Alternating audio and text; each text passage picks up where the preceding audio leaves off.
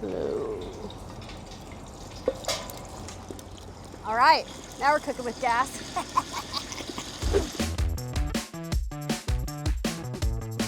Turkey season is almost upon us, and soon people are going to be cooking up these big birds at festive fall gatherings all over the country. Traditionally, turkeys are roasted in the oven, but these days, more and more people are cooking them outside, either grill roasting them or deep frying them. So should you be grilling or frying your turkey this year? We've tested gear in both categories, and we'll give you the rundown so you can decide for yourself. It's a turkey palooza! First up, Lisa with grill roasting. Okay, it's grill time.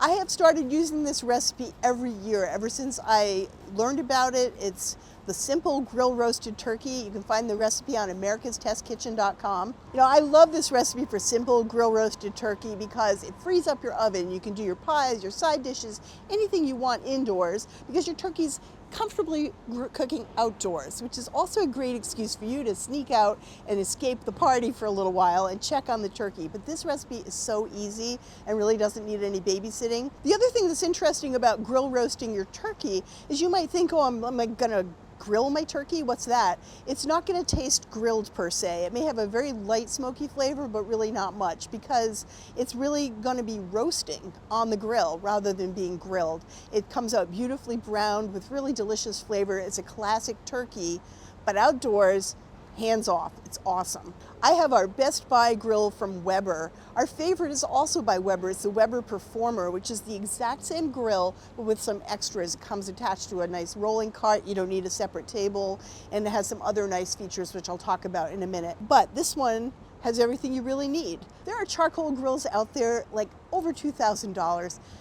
It's like the Rolls Royce of grills, sure, but you do not need that. We wanted a well-engineered, usable model. Everything you want to do, you can do right here. It's a very lightweight and easy to assemble grill. I put it together in 45 minutes flat myself. I am not that mechanically inclined. And it does everything you want because it has these little features that let you control the amount of heat and the airflow, and that gives you all the barbecuing power. It has a vent on the lid, which is offset, so you can direct where the smoke and heat is going to go inside the grill. Some have the vent right in the middle, and all that just goes straight up the middle. And so positioning this where you want the smoke and the heat to travel gives you all the power. The other thing you want to know is the bottom vent with this lever right here. And you can see this oval means that it's closed, and this means there's airflow. So the more you move it this way, it's more open. This way is closed. When you're done grilling, you shut that and you shut this, and the fire will extinguish. When you open them all the way, it will get much hotter. Fire really needs air, and that will make it really go hotter or cooler. So you also get to direct the temperature. So this is awesome. It's a lot more complicated than just slapping some burgers down. Grill roasting gives you all the power. And people can even rig this to do low and slow barbecue. I'm going to set up the grill for indirect grill roasting. So we're going to take off our lid. We're going to take off the top grate, which has these nice handles that are nice and raised and easy to grab. And that gives you just the bottom grate here. So on the bottom grate, you're going to open the vent halfway because that's going to control the heat. Full open is very hot. Fully closed will kill the fire. So halfway is going to give us a roasting temperature. I'm using a foil roasting pan, a large one. It's roughly 9 by 13. This is a big roasting pan. I folded back the sides a little bit. Just put that in there. You're going to pour in 3 cups of water when the fat drips onto the hot coals and then vaporizes, and that gives you a grilled flavor. This is going to catch those drips and keep them from creating a burned or grilled flavor. You're going to get half a chimney of unlit charcoal. And this is our favorite chimney starter, also by Weber, and it holds about 7 quarts. And I'm going to put half on each side, unlit. This handle stays cool. There's a heat shield here, and this helps you control the pouring. When it's cold, it's not that big a deal, but when this is full of lit coals, you definitely need both of those handles to control. I've divided them half and half, unlit on either side. I'm going to go get the hot coals and put them on top of the unlit coals. So I'm putting my lit coals on top of my unlit coals. And it's okay if some stuff falls in there. You're not using that water for flavor or anything. You've got your grill tongs, 16 inches. These are by OXO. They're very easy to use. They lock and unlock very easily and one-handed, and you can arrange the lit coals over the unlit coals, and that will get it low, slow heat over time. Now I'm going to put that grate back on, and I'm covering the grill. Now first I'm just going to open the vents on top halfway. These slide fully open, closed, and partway. So I'm doing halfway, and I'm just going to let it heat up a little bit, 5 minutes, and then I'm going to scrub the grates and oil them. We always clean the grates before we grill because that soot and schmutz from last time you cooked is going to get stuck on your food and make it taste bad. If you want a nice clean grilled flavor, you want to clean and oil your grates. And once you're used to it, it's no big deal. Now you want to get the probe into the meatiest part of the breast. Back up, not near the bone. And then you're going to put this turkey. It's going to go the same length as the pan. The pan is going to catch the drips. Got your probe coming out. So you can either close it in here, which I don't like to do because it's not good for the wire, but I just take it and thread it right through the vents of the hood vents. So then the wire is not being pinched in the grate. And I'm just going to put that on. I'm going to make sure the vents are halfway closed and over the turkey. And that will direct the heat right up to that breast. And I'm going to hook this to our favorite chef alarm by ThermoWorks, and I've set it to 160, which is what you want the breast to reach. This is called a remote probe thermometer, and it's also a clip-on candy thermometer. This will beep very loudly when it hits 160, and you come back and your turkey's done. Now you do have a thermometer on the lid of your grill. That's really just talking about the air temperature in the top of the grill near where this is. It's useful as sort of a guideline, but you really want your probe in your meat because that's what you're really going to eat later, and you want that to be the right temperature. Before I really learned about charcoal grilling, I just thought you put the briquettes in, you plop the grate on, and you grill the burgers. There's so much more to it than that. And what it comes down to is the amount of control the grill gives you, the barbecuer or griller. This is a good moderate size. It's not too big, not too small. Some of the grills that we tested didn't have as much space as this one does. 22.5 inches is the diameter of the grill grate, and it's really a good size. You could really cook for a whole party of people. This simple grill roasted turkey is really simple. I don't have to do anything. I don't have to flip the bird. I don't have to turn it around. Nothing. It's in there. It's going to cook. It'll beep when it's done. It's going to take about 2 hours. So it's done. The breast is at 160, and we're going to take a look. If you notice, it's gorgeous, evenly browned all the way around because we put our coals on both sides of the turkey. So all the heat came up and out and over. Okay, so I'm going to take this and put it on the carving board to rest. This is my little trick for getting it off without puncturing it. I just take the foil that I'm going to rest it with, and then I grab it right through and I lift it off. And now it can rest. I can even leave my mitts right on there to keep it from moving while I bring it indoors. So while this turkey rests, let's go to Hannah, who's going to deep fry a turkey in our winning turkey fryer. So Lisa just talked to you all about grill roasting a turkey. I'm going to talk today about deep frying a turkey, another wonderful way to cook your turkey outside. Now, our friends over at Cook's Country just developed an absolutely delicious recipe for deep frying a turkey, so we've got you covered if you're interested in doing it this holiday season. But today I'm going to talk about why you might want to do it and the tools that you need to safely get the job done. Deep frying, in general, is known for crispy, crackly, delicious, shattering, caramely colors, and deep frying turkey is no different. The skin on a deep fried turkey is so beautifully bronzed and crackly. The inside remains tender and juicy. It creates an absolutely delicious bird. So first and foremost, that's why you might want to do it. Second of all, it frees up your oven so you can cook your sides while you cook your bird outside, which, you know, if you're doing a lot on a holiday, you know that oven space is precious. Third of all, it is a really fast way to cook your bird. You can actually cook 2 turkeys in the time it takes you to cook all your sides inside. I've got our winner from Bayou Classic right here, and this is the propane burner that goes with it from Gas One. You really really want a stable base. You know, this is a huge vessel of hot oil. You want to feel secure. You can see right here, don't worry, it's not lit. Super secure, so it just allows you to feel a little bit safer while you're doing this whole process. The other thing was the material of the pot. So aluminum and stainless steel were the choices. We found stainless steel is way more durable over time. It heats up a little slower, but it's way more durable over time. And durability is key here. You do not want any oil leaking out of these and going anywhere near the flame on the bottom. So we really value durability here. And stainless steel, like this Bayou Classic, was our top choice. Now, you might say, this looks like a big pot, Hannah. Why do you have to have a turkey-specific big pot? I'm gonna tell you. First of all, the size of this pot, this is way longer than even a lobster pot, for example, though you could cook lobsters in this, FYI. But that's because it allows you headroom. So right here is the fill line, and this is filled with oil to right here. But once you add a turkey, it's gonna displace that oil and it's gonna move it way up the pot.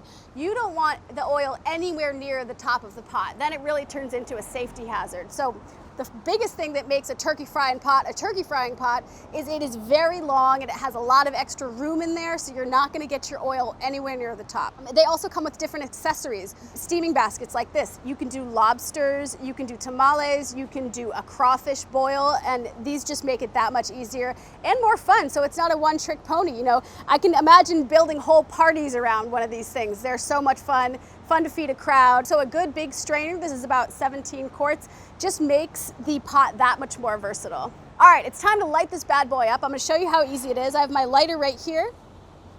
Lefty-loosey, open the gas. Woo, there we go. All right, now I'm gonna put the pot on, the Bayou Classic pot. I've got my thermometer on here. This is filled with about 3.5 quarts of vegetable oil.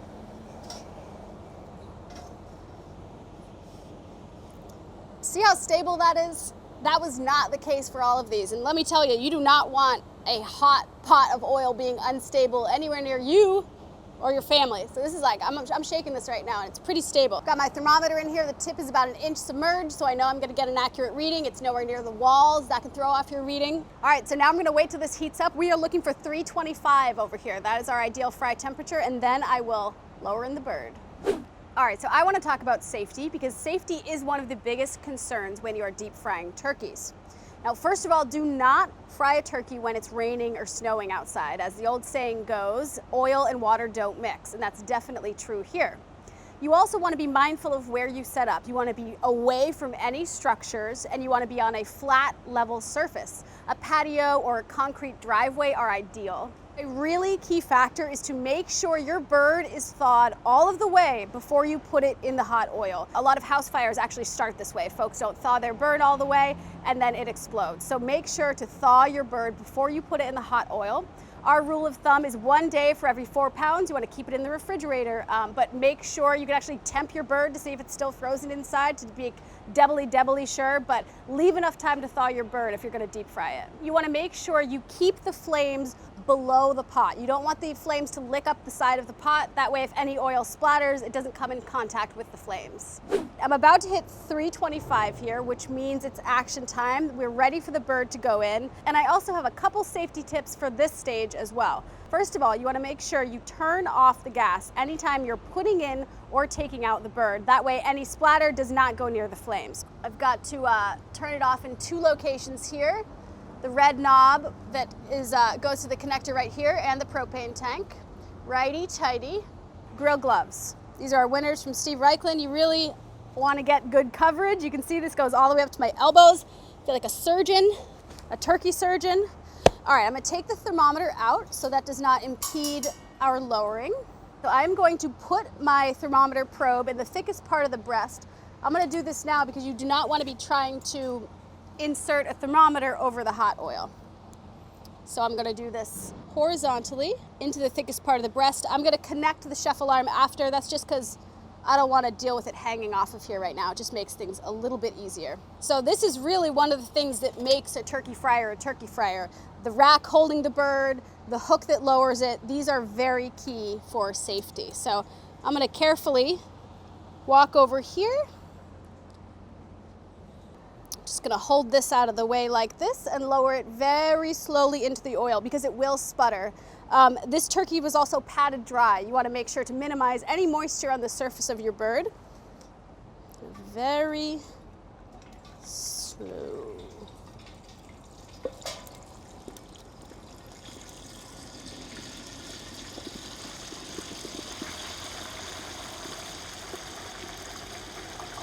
Oh my God, it's like a geyser out of the carcass of the bird right now. All right, so I'm gonna wait until the sputtering of the oil stops to turn the burner back on, because this is a stark example. One of those splatters hits your flame down there and it's not gonna be good. So that's definitely why we turn the burner off when we are adding and removing the bird. Now I'm gonna hook up my chef alarm. I'm looking for 150 in the breasts. That's because we're gonna have some carryover cooking when this rests on the other end. Now we wait, and like I said before, this is an incredibly fast way to cook a turkey. You know, budget 3 to 4 minutes per pound. This is a 12 to a 14 pound bird. You know, our recipe expects this to be done in 35 to 50 minutes. So, you know, you can go have a cold beverage, fix up your sides inside, and then your turkey will be done. All right, so I'm gonna put my oil thermometer back in. This is the one that came with the Bayou Classic. We typically don't like dial face thermometers, but I've got the chef alarm working over here. I just am trying to keep a good monitor on the temperature of the oil. You want it to be between 300 and 315, and the burner is adjustable. So if I feel like it's lagging, I'm gonna turn that heat up a little bit. Another burner we tested had a safety function. It turned itself off every 15 minutes, which means we had to relight it every 15 minutes. It was a total pain, and you can see that is why this burner won. It's a lot easier to use, a lot easier to set up, a lot easier in use. Oh, the turkey's done! If you use that, I'll literally murder you. All right, y'all, we just hit 150. That means our turkey's done. I'm going to turn off the gas. Remember, you always want to turn off the gas when you're bringing the bird out and putting it in. Righty, tighty. All right, so my gas is off. This is slowly calming down. Got my lifter, gloves on. Here's my landing spot right here. Super slowly bring the bird out. Yeah, we really liked this rack on the bottom. Some of the other models have different styles. Prongs coming out. This one, just perforated flat. It was super easy to use. And look how beautiful this golden bird is. All right, so we pulled this at 150. It's gonna just rest here until it hits 160, some carryover cooking there. And then Lisa and I are gonna bring these birds back into the lab to try them out. All right, so we're back here in the lab. We each have our turkeys. They're looking gorgeous. You can tell they look a little different. I have my fried one here. Yep, and this is the grill roasted turkey. Yeah, mine's a little craggly and cracked. You can see it's got like that crispy skin going on. It pulls away a little bit from the bones because you're putting like a room temperature turkey right into a vat of super hot oil, so it pulls away a little bit. But they're both looking pretty good. Yours is looking gorgeous. Yeah, on the grill you basically get an indirect heat setup, and it just browns the skin really evenly all over. And you were saying it's not a super smoky bird, right? Right, right. It does not taste like you grilled it, like, you know, because it sits over a pan of water, the fat doesn't drip down onto the coals and smoke and vaporize the fat, which is what gives you real grilled flavor. You get a very, very light hint of smoke in the skin a little bit, but really this tastes like you roasted it in the oven. So if you're worried about having some real smoky turkey, don't worry. No one would even know if you didn't tell them. We've actually both made our turkeys outdoors for the last 5 years, I think, for me. Yeah, at least, yeah. Yeah, and because look at all the other things you can be doing with your oven. And you get to escape outside and cool off a little bit and have a minute of peace and, you know, check on your turkey. And yeah, Lisa and I do a lot of checking on the turkey on the holidays. Right. So let's get a little bit into the pros and cons of grilling versus frying. Mine is kind of set and forget. Yours is a little hands-on. You've got to be there, and you know it cooks very quickly, which is pretty we great. Actually started Lisa's, went and filmed mine, and went back to Lisa's. So you could do 2 of those in the time it took to cook this one. So if you need a lot of turkey and you don't mind the hands-on part of like frying it and taking it out and handling the hot oil, you can just keep frying turkeys. You know, you'll have as much as you want for as many people as you need, and it's amazing looking. I have to say, we're total converts. Definitely. So for more information on all the gear we talked about today, check out the links below. And for the recipes, go to americastestkitchen.com. Yeah, and let us know in the comments, how are you going to cook your turkey this year? Are you going to go outside on the grill, the deep fryer? Are you going to stick inside with the oven, or maybe even sous vide it? Please let us know, and make sure to like this video and hit that subscribe button so you never miss an episode. I went right for the stuffing.